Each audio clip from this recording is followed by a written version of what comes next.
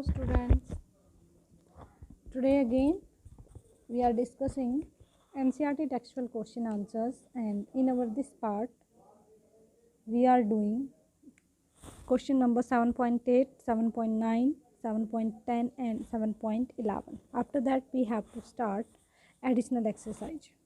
ठीक है, so part 1 में हम from question number 1 to 7 discuss कर चुके हैं. आज हम पार्ट 2 कर रहे हैं. Okay, class 12 physics chapter 7 alternating current, and we are continue with our series NCERT textual question answers. Okay, so hope all the questions are clear to you. If you are having any problem, you can talk to me, you can give comments so that I should know. If you are having any problem, you can tell me. Okay, you should get solution for all these things. Okay, so चलिए students, let's start. So question number 7.8 is on your screen. See student, what the question number 7.8 saying? Suppose the initial charge on the capacitor in the above question is 6 microcoulomb. इससे पहले हमने question करा है, ठीक है, तो इसके लिए आपको प्रीवियस पार्ट देखना पड़ेगा बच्चे, आप ज़रूर देखिए उसको. जो हमने 7th क्वेश्चन करा था उसमें अगर चार्ज हो जाए 6 माइक्रोकूलम, क्लियर, तो आपसे पूछ रहा है कि what is the total energy stored in a capacitor initially. किसी कैपेसिटर में टोटल एनर्जी कितनी स्टोर होगी. ठीक है, आपको पता है कैपेसिटर एक डिवाइस है जो एनर्जी को स्टोर करता है. And what is the total energy at later time, और बाद में टोटल एनर्जी क्या रहेगी. क्लियर. सो चलिए स्टूडेंट्स सोल्व करते हैं. सो here this is the solution of question number 7.8. So we are having charge that is 6 millicoulomb. So we have to convert it 6 into 10 की power -3 coulomb. अब आप आई थिंक इन चीज़ों से तो काफ़ी फैमिलियर हो गए हो, बिकॉज हम काफ़ी टाइम इन चीज़ों को कर चुके हैं. और आपको पता है जो एनर्जी स्टोर्ड होती है इन कैपेसिटर, उसका फॉर्मूला क्या होता है. Energy stored in a capacitor, ठीक है, energy stored in a capacitor क्या होता है, हाफ क्यू स्क्वायर अपॉन सी. ठीक है, ये कैपेसिटर में टोटल एनर्जी हमारी क्या होती है, स्टोर होती है. क्लियर, क्योंकि ऊपर वाले क्वेश्चन की बात हो रही है. क्लियर, और जो इससे पहले वाला हमारा क्वेश्चन है उसमें हमें ये दे रखा है सी कैपेसिटेंस कितना दे रखा है, 30 इंटू 10 की पावर -6 फैरेड. तो देखिए आपके पास क्यू अवेलेबल है, सी अवेलेबल है. यहाँ पे हम दोनों की वैल्यूज़ को पुट करेंगे and we have to find energy. तो चलिए एनर्जी निकालते हैं. Half q square, it means 6 into 10 की पावर -3 इंटू 6 इंटू 10 की पावर -3. नीचे क्या आ जाएगा, 30 इंटू 10 की पावर -6. तो आपको यहाँ से इसलिए शो हो रहा है कि ये वाली जो चीज़ें तो कैंसिल आउट हो जाएंगे. 6 5 जा 30. ठीक है, तो आपका कितना आ जाएगा बेटा, ये 5 2 जा 10, दैट इज आपका आ जाएगा 6/10. इसको हम क्या लिख सकते हैं, 0.6. एनर्जी किस में होती है हमारी, जूल में होती है. तो ये आ गई, that is the energy that we want to get. ठीक है, बिफोर टाइम आई है. अब देखो क्या कह रहा है, एट लेटर टाइम, कुछ टाइम के बाद. ठीक है, क्लियर, एट लेटर टाइम, कुछ टाइम के बाद क्या होगा बेटा, एनर्जी शेयर हो जाएगी between C and L. Energy is share between L and C. Inductor और कैपेसिटर के बीच में एनर्जी क्या हो जाएगी, शेयर. बट आपको पता है जो टोटल एनर्जी है वो हमेशा क्या रहेगी, कांस्टेंट रहेगी. But total energy remain same, और यू कैन से कांस्टेंट. ठीक है, टोटल एनर्जी कांस्टेंट रहेगी, सेम रहेगी. That is no loss of energy. ठीक है, एनर्जी का कोई लॉस नहीं होगा. समझ गए आप, ओवरऑल एनर्जी का कोई लॉस नहीं होगा. तो this is the question number 7.8. See student. Okay, चलिए question number 7.9 is on your screen. A series LCR circuit, किसकी बात हो रही है, सीरीज LCR सर्किट की बात हो रही है. थ्योरी में हम इसको काफ़ी अच्छे से कर चुके हैं. और देखिए आपको क्या क्या गिवन है क्वेश्चन के according. So we are having R resistance is 20 ohm, ठीक है, गिवन है आपको क्वेश्चन में। And inductor L is 1.5 henry and C capacitance 35 microfarad. उसको हमने एक फ्रीक्वेंसी के साथ कनेक्ट करा है, 200 वोल्ट एसी सप्लाई है, मतलब ईएमएफ हमारे पास है, दैट इज ईआरएमएस बोल देंगे हम इसको। एंड जब फ्रीक्वेंसी सप्लाई है वो नेचुरल फ्रीक्वेंसी के इक्वल हो जाएगी। तो हमें बताना what is the average power transfer to the circuit in one complete cycle. तो बीन्स हमें एलसीआर सर्किट में एवरेज पावर फाइंड आउट करनी है, ठीक है। चलिए सोल्व करते हैं बेटा। So here this is the solution of question number 7.9। Clear. तो आपको पता है जब हमारी you know that since we know, हमें क्या पता है when the applied frequency, when applied frequency, जब हमने फ्रीक्वेंसी अप्लाई कर रखी है is equal to natural frequency, ठीक है। किसी भी सिस्टम की जो अप्लाई हमने किसी पे अप्लाई करा हो और अगर उसकी नेचुरल फ्रीक्वेंसी के इक्वल हो जाए, ठीक है, जो अप्लाइड फ्रीक्वेंसी है अगर नेचुरल फ्रीक्वेंसी ऑफ सर्किट के इक्वल हो जाए, तो एट दीज कंडीशन, इस तरह की कंडीशन पे क्या होता है, रेजोनेंस अकर होता है, occurred here, resonance occurred here, in that situation resonance occurred होता है, ठीक है। चलिए तो देखिए बेटा, जो हमारे पास एलसीआर सर्किट होता है, we know that in LCR circuit, ठीक है, तो एलसीआर सर्किट में क्योंकि रेजोनेंस हो रहा है तो ये सीरीज रेजोनेंट सर्किट बन गया ना अपना।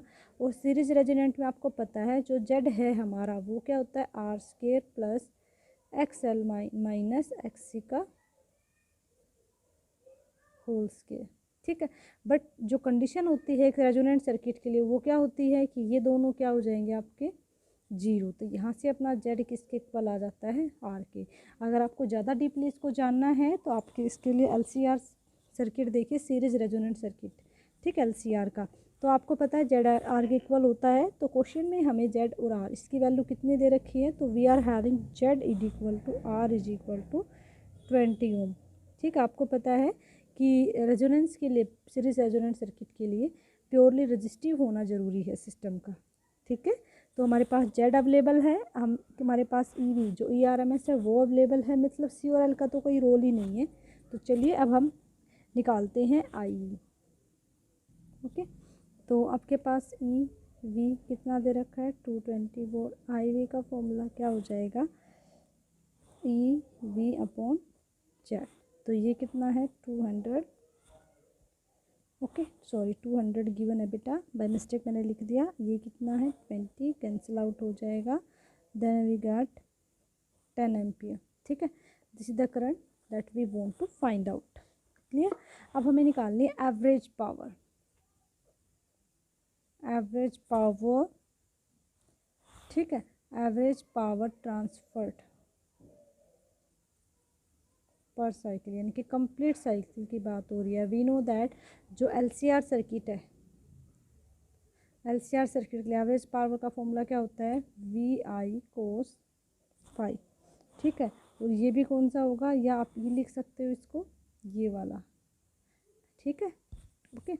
यहाँ पे इसकी आप वैल्यूज पुट कर दीजिए, क्योंकि देखिए पूरे साइकिल की बात हो रही है। तो जो वी और आई के बीच में, वी एंड आई के बीच में जो फाई होगा वो कितना होगा, जीरो, बिकॉज हमारा यहाँ पे क्या है, ये प्योरली रजिस्टिव सर्किट है। जो प्योरली रजिस्टिव सर्किट होता है तो उसमें वी और आई क्या होते हैं, हमारे सेम फेज में चलते हैं। तो फाई कितना हो जाएगा, जीरो। तो ये कितना हो जाएगा, E V I V cos 0 degree. And we know that 1 होता है, तो पी क्या आ गया आपके पास, ई वी आई वी, ठीक है। दोनों की वैल्यू पुट कर देते हैं। इसकी वैल्यू हमारे पास 200 है, आई हमने अभी फाइंड आउट करा था 10, तो कितना आ जाएगा पी आपके पास, पी आपके पास आ जाएगा 2000।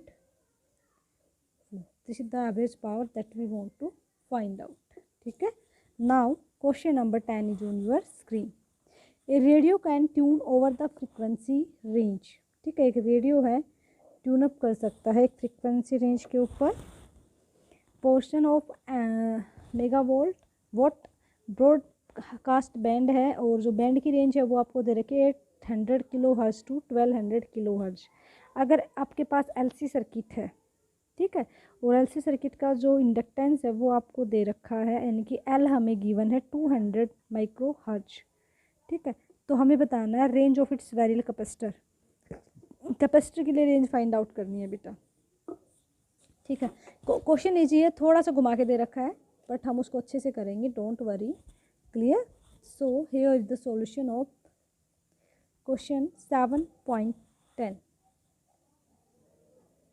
ठीक है। सो देखिए बेटा, हमारे पास क्या दे रखा है, एक रेडियो का ट्यून, रेडियो की जो फ्रिक्वेंसी दे रखी है, तो म्यू 1 कितना गिवन है 800 किलो हर्ट्ज, और म्यू 2 कितना गिवन है 1200 किलो हर्ट्ज। इसको हमें इजीली चेंज करना आता है, तो कितना हो जाएगा 8 × 10⁵ हर्ट्ज, क्योंकि देखिए 0 0 और 10⁻3, इसको देखिए आप यहाँ से समझिए 1200 × 10⁻3 चेंज हो गया हर्ज में। इसको हम ऐसे भी तो लिख सकते हैं 12 × 10⁵ हर्ज, क्योंकि ये 2 0 यहाँ से हो गई और 2 3 यहाँ से हो गई, ठीक है। एल इंडक्टर कितना दे रखा है आपके पास 200 माइक्रो हेनरी। माइक्रो को कन्वर्ट करेंगे तो 2 × 200 × 10⁻⁻6, और इसको हम क्या लिख सकते हैं 2 × 10⁻⁻4 हेनरी लिख सकते हैं, ठीक है। हमें क्या फाइंड आउट करना है, हमें फाइंड आउट करना है कैपेसिटर की रेंज, ठीक है। क्या फाइंड आउट करना है,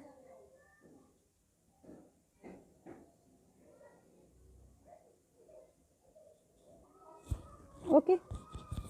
तो हमें क्या फाइंड आउट करना है, हमें कैपेसिटर की रेंज फाइंड आउट करनी है। सो हमें पता है we know for LC circuit के लिए हमारी जो फ्रिक्वेंसी होती है वो क्या होती है 1/2π√LC। तो हम एक बार C1 निकालेंगे, एक बार C2 निकालेंगे, यानी कि C1 के लिए μ1 और C2 के लिए, ठीक है। तो μ1 निकालेंगे first frequency for C1 and second frequency for C2, ठीक है। तो कैपेसिटर की रेंज निकालनी है ना बेटा, तो हम यहाँ पे क्या करेंगे C1 पुट करेंगे, एक बार C2 पुट करेंगे, और यहाँ पे देखिए स्टैंडर्ड उसके लिए निकालेंगे तो μ1 और μ2। तो चलिए इसको निकाल के देखते हैं, ठीक है। You know that already μ1 = 1/2π√LC1। तो अगर आप यहाँ से ये निकालना चाहते हैं C1, तो क्या हो जाएगा, हम दोनों तरफ क्या कर देंगे स्केयरिंग करेंगे, then we are getting 1/4π²LC1, ठीक है, ये हो जाएगा। And C1 we want to find out, तो ये क्या हो जाएगा, इसको आप इधर लेके आइए, तो क्या हो जाएगा C1 = 1/4π² L μ1 का स्केयर। तो ये आपके पास C1 आ गया, ठीक है। तो सिमिलरली आपके पास क्या आ जाएगा C2, ठीक है। Similarly we can right C2 क्या हो जाएगा 1/4π का स्केयर L μ2 का स्केयर, ठीक है। ये हमारे पास C2 आ गया। तब हम क्या करेंगे, दोनों इक्वेशंस में वैल्यूज पुट करेंगे सबकी और इसको सोल्व कर देंगे, ठीक है। तो चलिए वैल्यूज पुट करते हैं। सो फ्रॉम इक्वेशन 1 C1 क्या हो जाएगा, C1 = 1/4 × 22/7 × 22/7। L की वैल्यू कितनी है 2 × 10⁻⁻4 और म्यू स्केयर, तो क्या हो जाएगा 8 × 8 × 10⁻10, ठीक है। तो इसको सोल्व करेंगे, तो सोल्व करने के बाद देखिए क्या हो जाएगा, सारे पहले 10 की पावर्स को देखते हैं। तो ये आपका देखिए इस चीज़ को हम ऊपर लेके जाएंगे तो क्या हो जाएगा 7 × 7, नीचे क्या रहेगा 4 × 484 × 2, 8 × 8, तो 10 की पावर देखिए क्या रहेंगे आपकी 10 की पावर -4, ये तो 10 की पावर 6 बचेगा, ठीक है। क्लियर? क्योंकि देखिए 10 की पावर यहाँ पे क्या है आपकी 10 है, और यहाँ पे 10 की पावर माइनस क्या है 4 है, clear.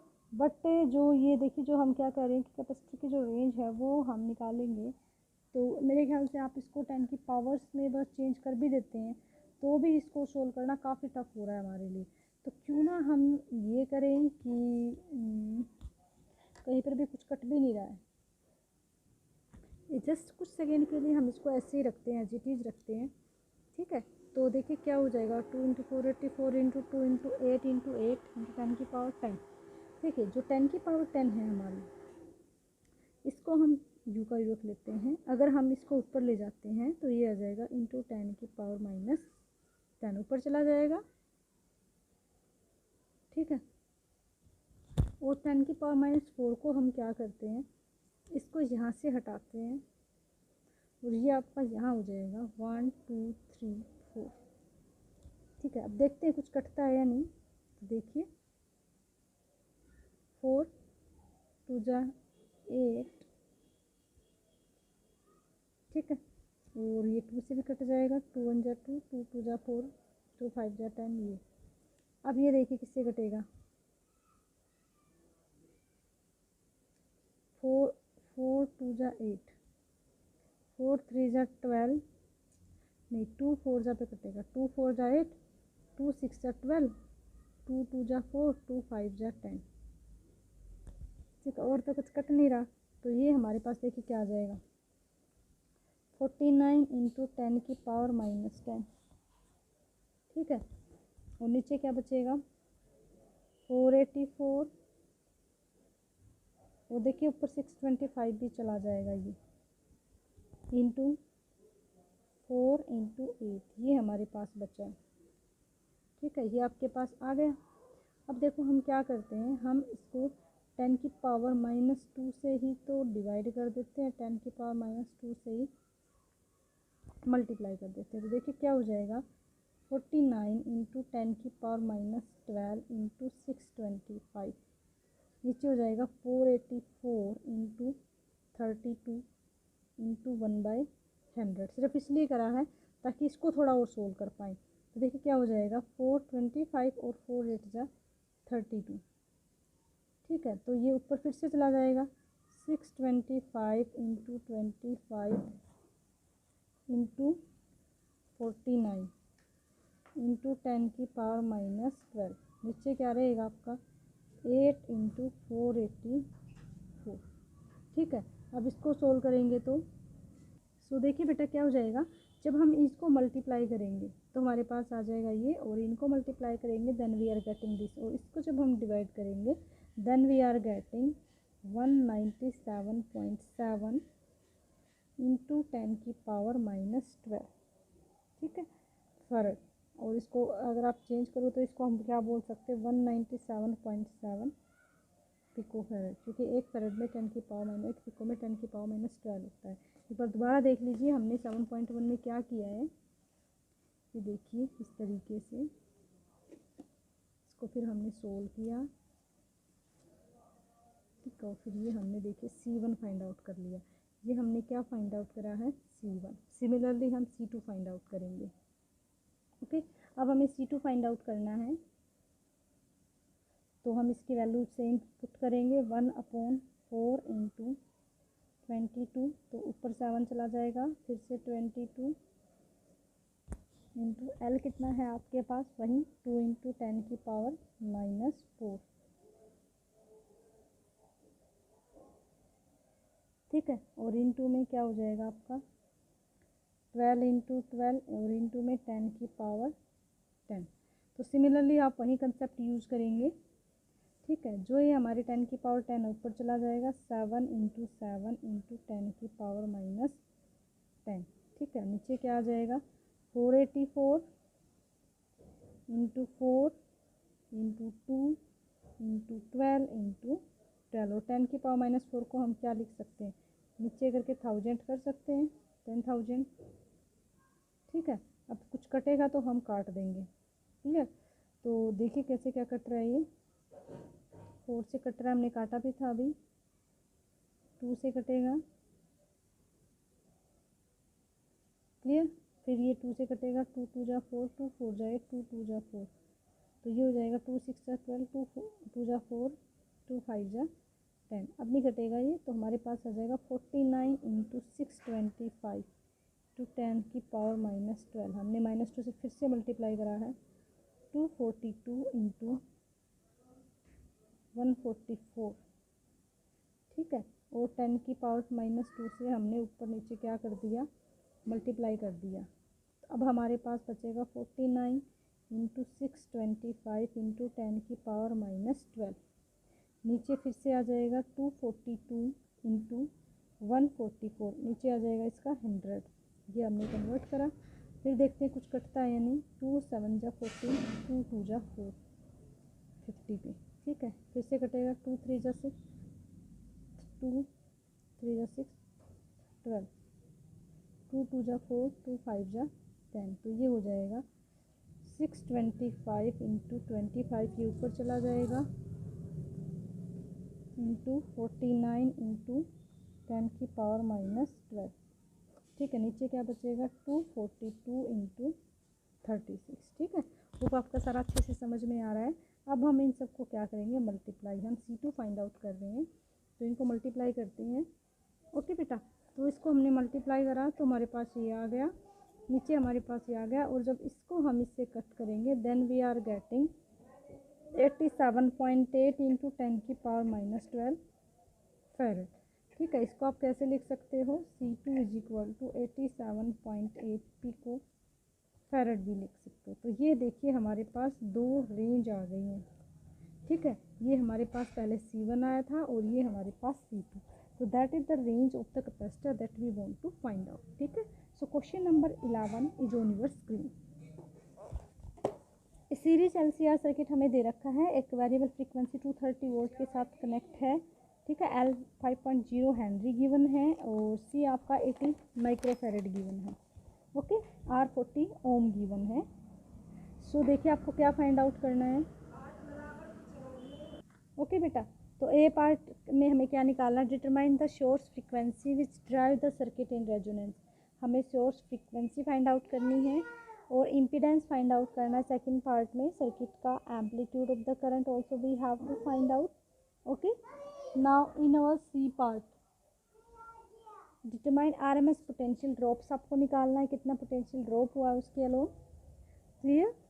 And across the 3 element of the circuit, तीनों के अलोन निकालना है आपको और शो करना है पोटेंशियल ड्रॉप जो हुआ है क्रॉस LC कॉम्बिनेशन, ठीक है, वो 0 है at resonant frequency. So here is the solution of question number 7.11। तो देखिए बेटा आपको क्या क्या गिवन है, सबसे पहले हम लिख लेते हैं। हमने यहाँ से अपना एक AC सोर्स अप्लाई करा है, ठीक है। आपको गिवन है L 5.0 हेनरी, C we are having 80 micro farad, that is 80 into 10 की power -6 farad we can write. R is given 40 ohm and EV we are having 230 volt. ये सारी चीज़ें आपको गिवन है। So we have to find in our first part, ठीक है। तो देखिए यहाँ से सबसे पहले मैक्सिमम वोल्टेज जो मैक्सिमम EMF बनेगा वो हम निकाल लेते हैं। तो वो आपका हो जाएगा √2 EV। तो √2 इंटू हम इसको 230 से मल्टीप्लाई करते हैं, ठीक है। तो ये आपका हो जाएगा EMF। तो इसको आप क्या लिख सकते हो, 1.414 इंटू 230, ओके। चलिए देखिए, तो इसको आप यू का यू भी रख सकते हो, कोई प्रॉब्लम नहीं है और ये भी करेक्ट है। अब देखिए इसका ए पार्ट हमें क्या निकालनी है, resonance angular frequency. Resonance angular frequency we have to find out, that is we are find out omega R, ठीक है। इसका फॉर्मूला क्या होता है, 1/√LC होता है।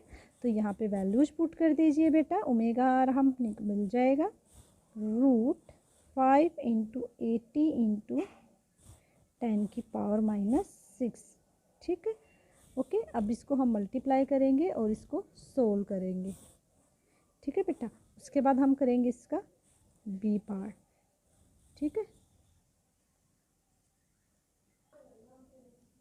ओके। तो मैक्सिमम EMF आपके पास आ जाएगा 325.22 वोल्ट। अब रेजोनेंस एंगुलर फ्रीक्वेंसी हम फाइंड आउट कर चुके हैं। तो ये देखिए इनका मल्टीप्लाई आएगा 400 इंटू 10 की पावर -6। इसको आप लिख सकते हो 20 का स्केयर। तो देखिए स्केयर रूट से स्केयर रूट कैंसिल आउट, यहाँ पे ये कैंसिल आउट, तो finally you are getting 1/20 into 10 की पावर -3। इसको आप ऐसे भी लिख सकते हो बेटा जी, इसको आप ऐसे भी लिख सकते हो, that is omega R is equal to 1/2 into 10 की power -3। Hope you understand what I am doing it here. ठीक है, -2 सॉरी, क्योंकि ये 10 की पावर एक 1 यहाँ से हमने एग्जिस्ट कर ली ना, एडजस्ट हो गया। ठीक है, इसको आप कैसे कर सकते हो 10 की पावर 2 यानी कि 2/, ठीक है, और ये कितना हो जाएगा 50 रेडियन पर सेकेंड। क्लियर, ये आपके पास आ गया ये पार्ट। अब हम करते हैं इसका बी पार्ट। तो बी पार्ट को देखिएगा बेटा, impedance we have to find Z, this is equal to R square plus omega L minus omega C का होल स्केयर होता है। ठीक है, and you know already at resonance, जब रेजोनेंस की कंडीशन आती है तो ओमेगा एल अपना क्या हो जाता है, अपना 1/ओमेगा सी के इक्वल हो जाता है ना। ओके, तो इट मीन्स यहाँ पे हमारा जेड किसके इक्वल आ जाएगा, आर के, यानी कि प्योरली रेजिस्टिव सर्किट बन जाता है। तो आपका जेड का वैल्यू आर के इक्वल है, और आर आपका कितना गिवन है बताइए 40 ओम। तो ये हमारा आ गया इम्पीडेंस। ओके, काफ़ी इजी तरीके से आपको निकाल चुके हो। अब हम करते हैं amplitude of current eight resonant frequency, हम निकालते हैं। ठीक है, अब क्या हम निकालेंगे, हम amplitude of current we have to find, ठीक है, एट रेजोनेंस। ठीक है, रेजोनेंट फ्रीक्वेंसी पे हम निकाल लेंगे करंट का एम्पलीट्यूड। क्लियर, तो करंट का एम्पलीट्यूड का मतलब क्या है, अगर आप करंट के एम्पलीट्यूड की बात कर रहे हो मतलब आप इस वैल्यू की बात कर रहे हो, और ये क्या होता है हमारा आई नोट, यानी कि we have to find I naught. I naught क्या होता है, ई नोट बाय जेड। तो इसकी वैल्यू पुट करो इंटू 230 अपॉन में 40। ठीक है, जब इसको आप सोल्व करोगे तो जब हमने इसको अभी मल्टीप्लाई करा था तो हमें मिला था, हाँ अभी हमने इसको मल्टीप्लाई करा था ना, तो आपको कितना मिला था, देखिए दोबारा से कर लेते हैं। तो 1.41, जीरो से जीरो कैंसिल आउट हो जाएगा, 4 इंटू 23 डिवाइडेड बाय 4, तो 1.414 multiply by 23। Okay, and this is 32.522 divided by 4, and after dividing we are getting 8.13 ampere. ठीक है, ये क्या आ गया हमारा maximum current, that is amplitude of current आ गया। ठीक है, ओके, अब यहाँ से अगर आप आई वी निकालना चाहते हो, आरएमएस वैल्यू ऑफ करंट, तो क्या हो जाएगा I naught upon √2। Clear, that is 8.13 upon √2। ठीक है, इसको हम क्या कह सकते हैं 8.13 अपॉन 1.414, और जब हम इन दोनों को डिवाइड करेंगे then we are getting 5.75 ampere. ठीक है, तो ये हमारे पास आई वी या you can say root mean square value of current आ गया है। क्लियर, अब हम सी पार्ट करते हैं। सी पार्ट में हमें क्या निकालना है, आरएमएस पोटेंशियल निकालना है। क्लियर, तीनों के लोग निकालना है। सबसे पहले हम निकाल लेंगे वी। ठीक है, अलोंग, किसके लोग निकालेंगे, अलोंग एल इंडक्टर। ठीक है, यानी कि एल के लोग निकालेंगे, तो वी यानी कि आप ई भी बोल सकते हो इसको, ई और वी अपनी मर्जी, आप क्या बोलना चाहते हैं। तो वी क्या हो जाएगा हमारा I V into omega R L, क्योंकि आई इंटू आर होता है ना। ठीक है, तो इसके लिए हम इसको ये लिखेंगे, सबकी वैल्यू पुट करो 5.75 into 50 into 5, and after multiplying we are getting 1437.5 volt. ये हमारे पास वी आ गया किसके लिए, इंडक्टर के लिए। ठीक है, अब हम निकालते हैं 4 कैपेसिटर। ठीक है, कैपेसिटर के लोग कितना पोटेंशियल ड्रॉप होगा।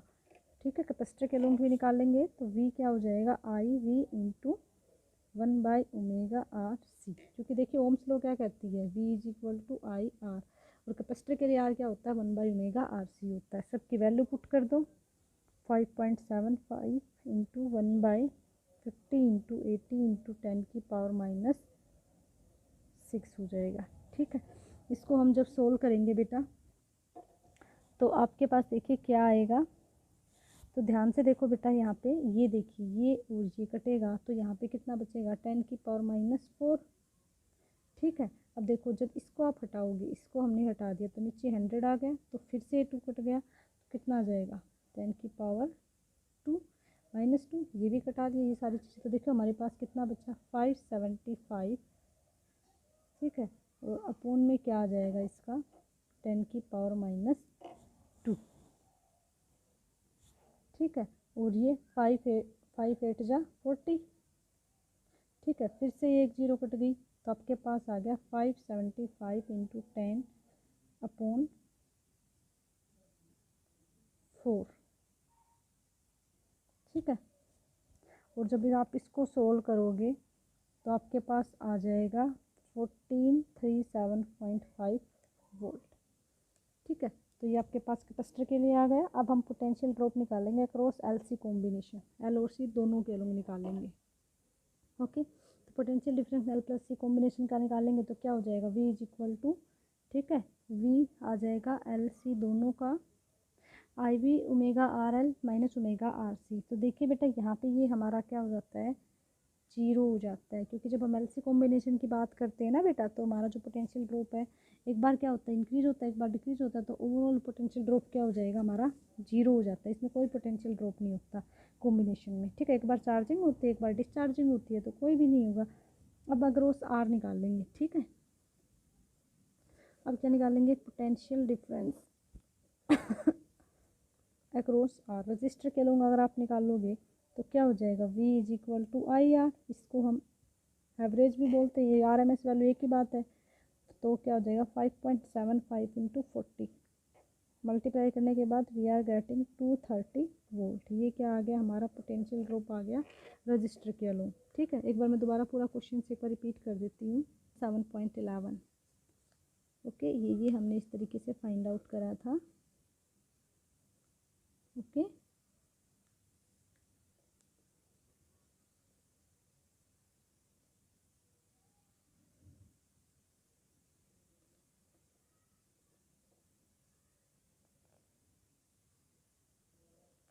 ओके, तो ये था बेटा हमारा क्वेश्चन नंबर 11। होप आपको सारे क्वेश्चंस अच्छे से समझ में आ गए हैं।